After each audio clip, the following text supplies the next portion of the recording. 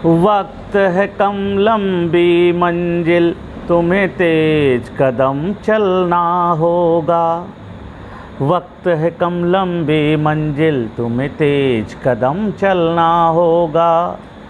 मतलब अब समय कम बचा हुआ है, अब एक लंबी छलांग लगानी होगी। अब आपको स्पीड में पढ़ना पड़ेगा, क्योंकि 11 अगस्त अब नज़दीक है। तो आज हम आपको बताएंगे कि एग्ज़ाम में आप क्या करें, कैसे करें कि आपके अधिक से अधिक क्वेश्चन सही हो जाएं। तो सबसे पहले तो हम यही कहेंगे कि जिस दिन एग्ज़ाम हो उस दिन आप आराम से उठें, जल्दबाजी ना करें। उठ कर के फ्रेश होके योगा प्राणायाम करें। योगा प्राणायाम करके हल्का सुपाच्य भोजन लें, जो आपका पसंद हो, जो आपका फेवरेट हो। अच्छे विचारों को सुने, मुस्कुराते रहें, स्माइल करते रहें। और एक दिन पहले ही तैयारी कर लें। जो शर्ट पहन के जा रहे हैं, जो बैग लेकर के जा रहे हैं, उसमें प्रवेश पत्र 2, कम से कम 2, अधिकतम जो भी हो, पेन ले लें। ब्लैक ले लें पेन, वो भी मोटा वाला बॉल पेन, जिससे गोला करने में आसानी हो। तो 2 या अधिकतम 3 पेन ले लें। प्रवेश पत्र पहले से ही अपने बैग में सुरक्षित रख लें। जो कपड़े पहन के जाने वो सेलेक्ट कर लें। आरामदायक हल्के कपड़े होने चाहिए। नए कपड़े पहन के मत जाना, नहीं तो शर्म आएगी। जब नए कपड़े पहनते हो तो याद करो, शर्म आती थोड़ी शुरुआत में कि कोई देखेगा कैसा लगेगा, कोई चिढ़ा ना दे। तो जो आप पहनते रहते हो, जिसमें आप कंफर्ट फील करते हो, वो वाले कपड़े पहन लेना। अब आप सबसे आशीर्वाद लेकर के, अपने प्रभु की वंदना करके सुबह निकलें एग्ज़ाम के लिए।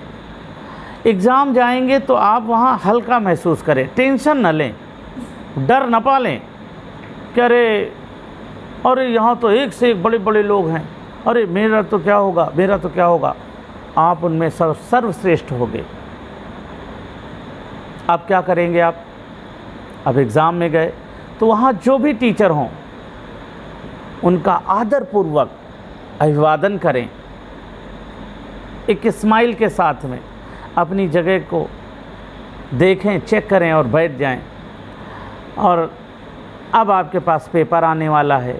पेपर को जब आदेश हो आपके गुरुजी का, पेपर को खोल लें, निर्देश पढ़ें। निर्देश को हड़बड़ाहट में मत पढ़े, बिल्कुल हड़बड़ी नहीं। आप निर्देश पढ़िए। निर्देश पढ़ने के बाद आप देखेंगे कि आपको बहुत कुछ क्लियर हो जाएगा। अच्छा, इसमें ये करना है। फिर आपको पहली रीजनिंग मिलेगी। रीजनिंग में भी 10 खंड होंगे, 10 प्रकार की रीजनिंग होंगी। रीजनिंग मिलेगी, रीजनिंग करिए। आप एक बिंदु को पकड़ लीजिए कि इसमें ऐसा है तो आगे ऐसा हो गया, आगे यहाँ गया तो आगे यहाँ जाएगा। अब देखो यहाँ किस में है, एक में नहीं है, दूसरे में नहीं, तीसरे चौथे में है, तो 2 पहले से ही कैंसिल हो गई। अब दूसरे बिंदु को ले लो, यहाँ ऐसे गया तो यहाँ ऐसे गया, यहाँ ऐसे गया तो यहाँ नीचे होगा। अब नीचे किस में है, क्या सी डी वाले में किस में है? अब पता चला एक में है, डी में है मान लो, तो आपका डी क्लियर हो गया।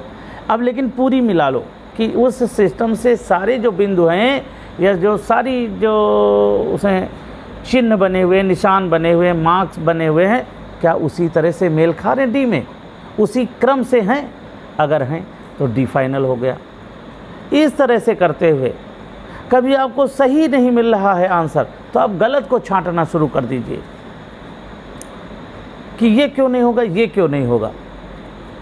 फिर कभी कभी थोड़ा और अटपटे मिल जाएंगे, तो एक बार सरसरी नज़र से चारों को देख डालोगे, देखोगे अरे ये तो 2 हो ही नहीं रहे, किसी भी सूरत में नहीं हो रहे, फिर 2 बचेंगे। तो इस तरह से आप अपनी रीजनिंग में 40 के 40 क्वेश्चन सही कर सकते हो।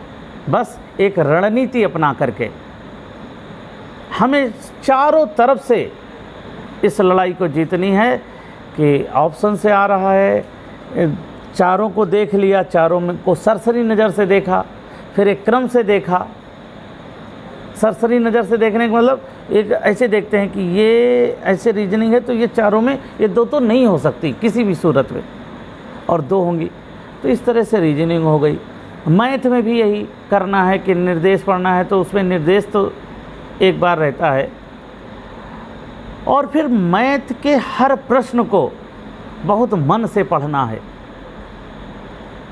क्योंकि उसमें भाषा अगर आप समझ गए, भाषा को आपने पकड़ लिया तो उसमें पता चल जाएगा कि इसमें हम पहले कौन सा सूत्र लगाएं, फिर उसके बाद कौन सा सूत्र लगेगा। जब ये चीज़ें आ जाएंगी तो आप मैथ में भी सफल हो जाओगे।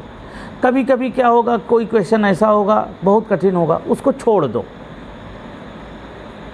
और ये जो काम कर रहे हो तो उसी अपनी बुकलेट में, जो बुकलेट हो, अभी आंसर शीट को टच नहीं करना है, अभी उस पर क्या करो, टिक करते जाओ। ABCD में जो हुआ बी को टिक करो, हल्का करो, हल्का, पड़ोसी ना देख पाए, पड़ोसी ना देख पाए, टिक करो। और आप भी अड़ोसी पड़ोसी को मत देखना। बहुत सारे लोग तो देखते हैं इनका शर्ट अच्छा है, इनका पैंट अच्छा है, इनके बाल तो देखो कैसे हैं, यहाँ तो है ही नहीं, यहाँ तो है ही नहीं, यहाँ तो बड़े बड़े बाल हैं, यहाँ बाल तो हैं ही नहीं, यही बाल हैं। मत चक्कर में पड़ना, इसका तो मुंह ऐसा है, इसका तो मुंह ऐसा है। अपने आंसर शीट को, अपने क्वेश्चन शीट को देखना। अब जो चीज़ें छूट गई, जो क्वेश्चन कठिन है उनको छोड़ दो, अब आगे और बढ़ो, सरल सरल करते जाओ। तो कठिन कहाँ, एक दो रीजनिंग भी कठिन हो सकती हैं, छोड़ दो। एक दो मैथ में भी कठिन हो सकते हैं, छोड़ दो। फिर आप हिंदी में जाइए। हिंदी में आपको केवल आपको बहुत मन से गद्यांश को पढ़ना होता है। नहीं आ रहा तो फिर दोबारा गद्यांश को पढ़ो। आप इस तरह से देखोगे कि आपके 80 में 70 क्वेश्चन हो जाएंगे। और ज़्यादा कठिन कहाँ पर होगा, गद्यांश में होगा, और कहीं नहीं कठिन होगा। लेकिन गद्यांश में भी आप सही कर सकते हो। उस क्वेश्चन को, उस ऑप्शन को बार बार पढ़ो, गलत छांटना शुरू कर दो। जब कि ये नहीं हो सकता है, ये भी नहीं होगा, ये दोनों में होगा, लेकिन इन दोनों में सबसे सटीक आंसर कौन है, तो आप देखोगे कि इसमें भी अच्छा से अच्छा हो गया। फिर उसके बाद देखोगे आप 1 घंटे में कर लेते हो, 1.25 घंटे में कर लेते हो। अब आपके पास जो समय बचा उन कठिन प्रश्नों पर पूरे मन से कि इसको अब इस बार फाइनल कर ही डालना है। सारा फाइनल हो गया, सब टिक लग गए। अब आप आंसर शीट को लें, कम से कम 20 मिनट पहले आंसर शीट भरना शुरू करें। अब क्योंकि वो भी एक क्रम से भरना, ये नहीं अब 15 रीजनिंग तक भर लिए, 16 नहीं किया था, अरे 16 छोड़ दो 17वें में, क्योंकि यहाँ चूक हो सकती है कि आप 17 नंबर भरने जा रहे थे और 16 को आपने अभी तक किया नहीं था, और गलती से चूक हो गई और वो 17 वाला 16 वाला जो नंबर था ABCD ब्लैक कर दिया, पूरी सीरीज नीचे वाली सब बेकार हो गई। इस वजह से एक तरफ से अब भरना है, गोले काला करना है, बाहर से काला करो, अंदर स्पीड में हो जाएगा। ये करते करते आपका 2 घंटे का सही इस्तेमाल हो जाएगा। रिज़ल्ट आएगा कि आप सफल हो रहे हो। लेकिन ये रिज़ल्ट सफलता का तभी आएगा जब रात और दिन एक कर दोगे, तब जा कर के सफलता मिलेगी। आसान नहीं इतना, अगर इतना आसान होता तो गली गली में बस भर भर के सब लोग नवोदय जा रहे होते। इतना आसान सफल होता तो सभी बच्चे नवोदय पहुंच जाते, क्योंकि 80 जाने हैं, 8-8 हज़ार 6-6 हज़ार फॉर्म भरे जाते हैं और उसमें 80 बच्चे लिए जाते हैं। तो आप सभी पूरे मन से, लगन से शेष दिनों में जुट जाएं, सफलता आपको निश्चित मिलेगी। तो इन्हीं शुभकामनाओं के साथ आप स्वस्थ रहें, सफल रहें, जीवन में अपने मम्मी पापा का नाम रोशन करें। मिलते हैं अगले वीडियो में। तब तक आप स्वस्थ रहें, मस्त रहें और मुस्कुराते रहें।